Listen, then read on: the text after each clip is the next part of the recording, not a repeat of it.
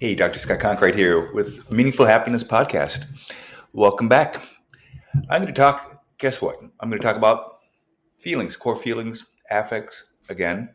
This time, I'm going to talk a little bit more about how they work in ways that I haven't before. So, one of the things that people have really a hard time figuring out is that feelings, as I'm talking about them, are not subjective feelings. They're not like, oh, we all have our own feelings. Yes, we do. Those are emotions, actually.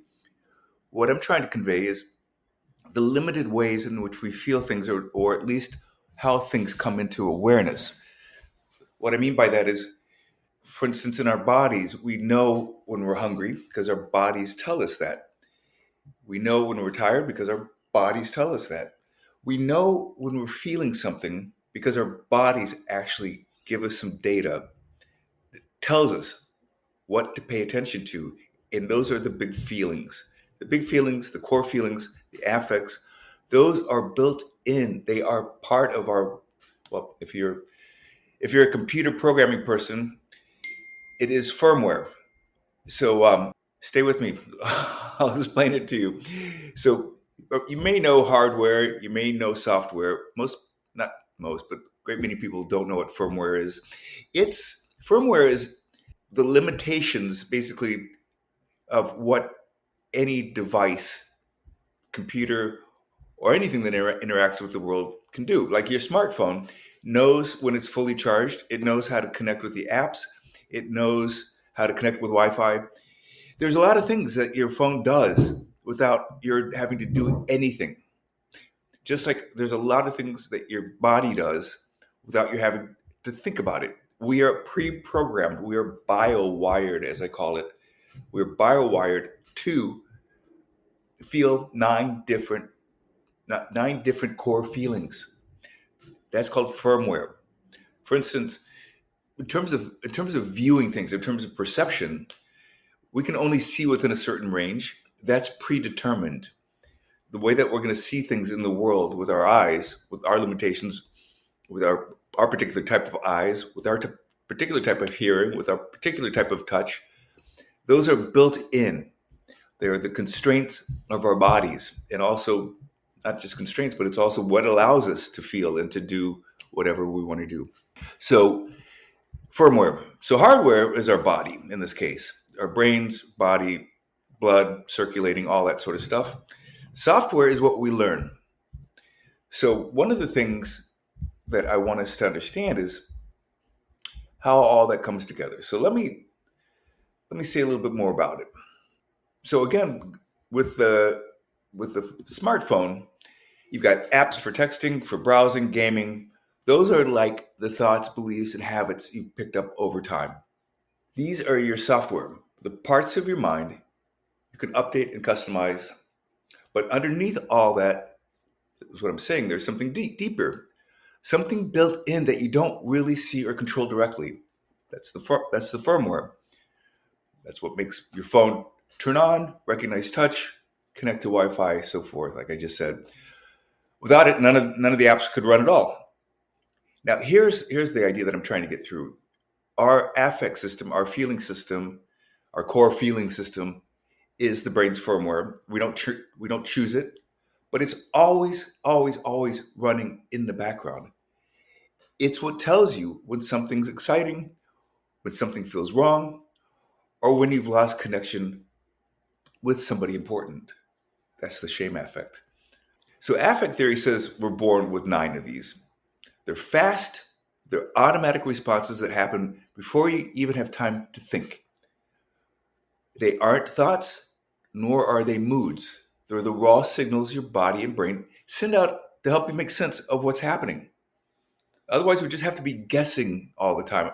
Or if we just use our thoughts, that would be problematic too, because we know that we react often faster than we can think. If we come across something gross, something disgusting, that's an affect. It's not only a bodily reaction to something that may be harmful for us to smell or eat, but it's also a feeling state like yuck, ugh, that's gross. So, what are the other ones? The interest, excitement. This is your curiosity system. It makes you want to explore. makes you want to learn or to pay attention to something. Enjoyment, joy, this is your reward system. It tells you when something feels good and is worth staying with. Shame, humiliation, this one gets a really bad reputation, but it's actually super useful. It tells you when something has interrupted a good feeling, usually in a relationship or social situation, and it gives you a chance to notice, pause, and maybe even repair what happened, if need be. These core feelings are your brain's way of tagging the world as safe, interesting, risky, off track, and they do it before your thinking mind even kicks in. So, how do you use firmware in a wise way? Here's the thing, you can't rewrite your emotional firmware, but you can learn how to work with it. Follow your interest. Pay attention to what pulls you in. What do you want to explore more deeply? Those are essential questions to ask yourself. Lean into joy. Notice what brings real satisfaction, not just pleasure, but a feeling of being alive and connected. Watch for shame. Instead of ignoring it or letting it spiral, treat it as a signal. Something important just got blocked. Maybe your voice wasn't heard. Maybe your excitement got shut down. That doesn't mean you're broken. It means something in your story needs attention. Rewrite the story. Your feelings are real, but they're not the whole story. You can adjust how you think about what's happened and choose a new direction. So, a final takeaway from this is that the wisdom of core feelings is that they're just not random. They're not just in your head. They're biological guides, fast, embodied signals that help you survive, connect, and grow.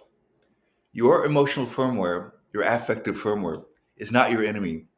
It's your starting point. By understanding how it works and how shame, joy, and interest shape your experience, you gain more power to create a life that actually fits you, not somebody else's version of success, not a mask to please others. Your story, your voice, your meaning. That's what real happiness is made of. To part two of this, which in which I'm going to introduce the four pillars. Your life as a movie script from the moment we are born. We are immersed in narrative from day one. Before we can speak, we gesture. Before we form memories, we feel patterns. We are, in essence, born storytellers. And as we grow, we don't just tell stories, we become them. Our lives are shaped by a collection of internalized scripts which form our understanding of our feelings, our relationships, and purpose. In affect relational theory, these scripts begin as embodied blueprints for handling core feelings, like I just mentioned, interest, joy, fear, shame, and others. They evolve into the emotional and relational narratives that guide our lives. Some stories end well, others end prematurely. Some go on through endless rewrites, but all of us live our lives inside stories, not necessarily the ones we choose, but often the ones we inherited, ones we rehearsed, and that we've repeated unthinkingly. It occurred to me that, particularly in our media saturated world, many people understand their emotional lives through the metaphors of movies. Think about how often we hear phrases like, I felt like I was in a horror film, or I didn't audition for this role, or it was a Disney fairy tale come true. These aren't just poetic turns of phrases, they are core feeling truths. They reflect how storytelling structures have become our way of making sense of experience. This metaphor isn't just useful, it's neurologically appropriate. The brain is wired for narrative. And when we use familiar structures like scenes, acts, roles, we activate our innate ability for self reflection and for evolving. When I began developing the four foundational relationships, I noticed something surprising. Each of these relationships has a natural parallel in the movie making process. If you view your life as a film, messy, improvised, occasionally Oscar worthy, then these relationships form the production crew that supports its unfolding.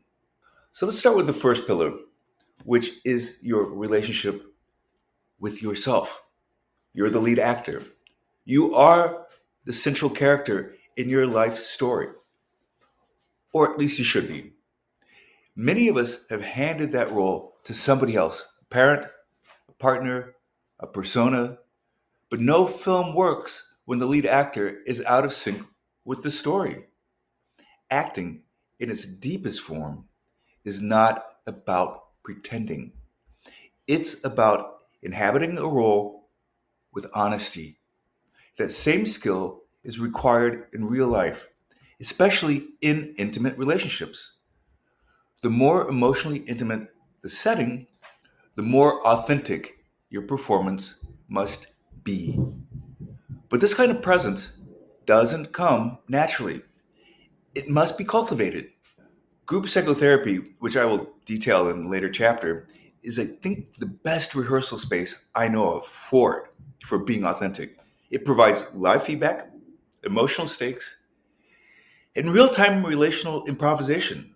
There, we practice honesty, discomfort, expanding our emotional range, the full actor's toolkit. The second pillar is your relationship with meaning. You are the screenwriter. Every film needs a script, but most of us are living scripts we didn't write. We certainly didn't write them ourselves. We are ad libbing someone else's expectations, often, recycling old plot lines, or editing ourselves out entirely.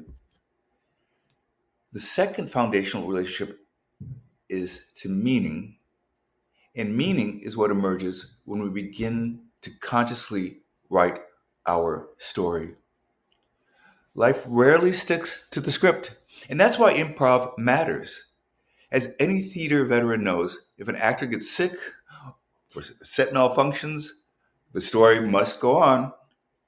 Improv isn't chaos, it's adaptive authorship, is what it is. Similarly, your relationship with meaning demands resilience, creativity, and a willingness to embrace messiness. Ask yourself, what is the genre of my life story? Is it tragedy, a romantic comedy, a coming of age road movie? More importantly, why would anyone want to watch it? Why would someone choose to be in it? You are not only the protagonist, but also the script doctor. The more honest your story, the more compelling your life becomes. The third pillar is your relationship with money. I mean, you are the producer. You have to come up with the money somehow. Loans, hard work, somehow, unless you're born into money. Most of us are not. We may have some means from parents and others, but usually we have to find a way to make a living. So no movie gets made without a producer. Basically, the producer is the funder. They manage resources, they set budgets, and they decide what gets greenlit. In your life story, money plays the producer's role. It doesn't determine your worth, but it does shape your options. Your emotional relationship with money, such as scarcity, abundance, fear, freedom, dictates how you allocate your time, your energy, and your attention. Many people outsource this in a relationship, assuming it's purely logistical or external, but it's not. It's affective. It has to do with your core feelings and the scripts that you write about them. Are you investing in scenes that bring you joy? Are you funding scripts that reflect your values? Or are you spending every dollar and every hour trying to keep somebody else's production afloat. To take back your producer role, you must start making financial choices that support your plot, that support your script. This doesn't mean extravagance, it means alignment. Pillar four, the last one, has to do with your relationship with others. Notice that it comes at the end. You're the casting director here. Once you've clarified your role and clarified your script, your meaning, and your production resources, it's time to cast your film. Too often, we do this in reverse, inviting people into our lives before we know what kind of story we're actually telling. This leads to miscasting, plot incoherence, and emotional genre mashing, for lack of a better term. Your relationship with others depends heavily on the first three relationships. Without clarity on who you are, what matters to you, and what you have to offer, your choices and connections will be reactive, not conscious. Being your own casting director means learning to discern who enhances this story, who drains its energy, who deserves a recurring role, and who is only meant for a cameo. That's frequent. That happens a lot. This isn't about coldness, it's about coherence. When you cast wisely, your life becomes not only more intimate, but also more alive. Now, these four pillars aren't separate compartments, they are interwoven threads in the fabric of narrative living. They support one another, revise each other, and evolve in tandem. And when they align, they create a life that feels artfully lived. Not perfect, but profoundly yours. In what follows, we'll explore each of these relationships in depth. We'll move from theory to practice, from metaphor to method. And as we do, I invite you to think of yourself as both artist and artifact. You are both the one telling the story and the story being told.